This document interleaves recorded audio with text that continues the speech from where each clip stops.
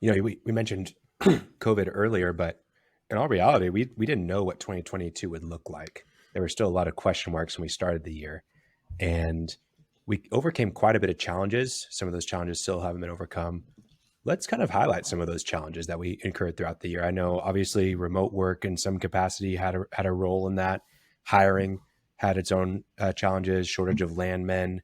We had the war in Ukraine with some effect in the energy market as well. What are some of the biggest challenges as a recap for this year for you guys? Steve, you go. Is that because he's a pessimist? He just thinks about all the challenges.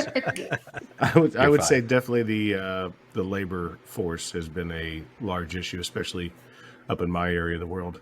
But back to the point of new opportunities for landmen, these folks, are marketing themselves a little differently now, so they see opportunities in different markets, different areas of the energy sector where they can go and make more money. So to be able to maintain good folks, we need better, more ammunition, if you will. So finding and training and maintaining, I think the workforce has been our biggest stress point.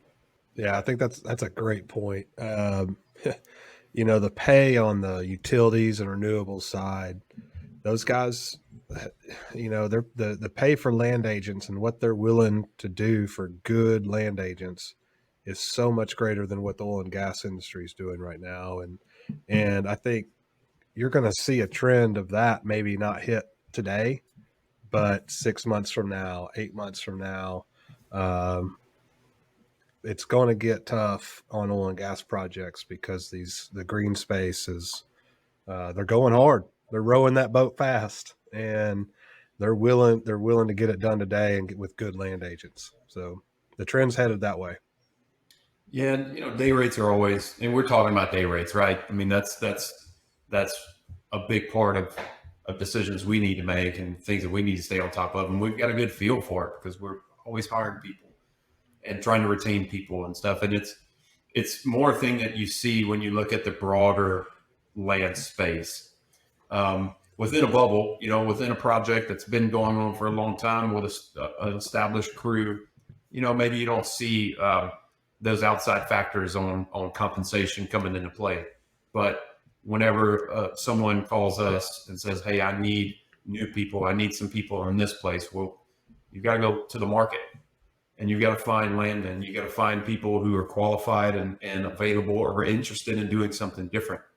And that's when you start to see those forces where it's like, gosh, I'm having to get this person, I've got to pay $50 more or $75 more than I had to a year ago for that same experience. And so that's the biggest thing. It's always the balance. It's a supply and demand thing. It's in its simplest form. And over time that corrects itself. And ultimately, if we've got people on an existing job and they've been working for a year on that project and they get opportunities and the phone keeps ringing, people trying to hire them, well, then they're going to convey that to us. And those are the conversations that we're starting to get to and having to have with our oil and gas clients or our established utility clients is, hey guys, the market is pushing me here and I need to retain these people. They're valuable to not only your project, but to our company and to what we do in our business. So we need to have an honest conversation about, rates. I need to be able to pay this person. That cost has to be passed on. It's a difficult conversation. And again, it's hard sometimes within a bubble to see the need. Well, these people have been on my job. I've provided them steady long-term work. That's very much a thing. But it's when you're talking about the outside world and the land space in general and the demand for landmen, you got to push that in and really try to articulate what we're seeing in the market. So it's a challenge. And Steve in the Northeast has experienced it probably just looking at our company globally more than any other office because there's been steady work but a lot of landmen got out the business over the last couple of years. We're seeing the same things with staffing. Like Brandon mentioned, people are coming back, which is great, especially down here. We're starting to see it. I'm hiring a landman now She reached out to me. She's got 15 years of land experience, but she's been doing real estate for 4 years. So unfortunately, the downturn in the real estate market, unfortunately for the real estate market, but fortunate for us, starting to bring some of these landmen back into the fold for us, and we're happy to grab them, and just tickled to get anybody with 10, 15 years of good experience.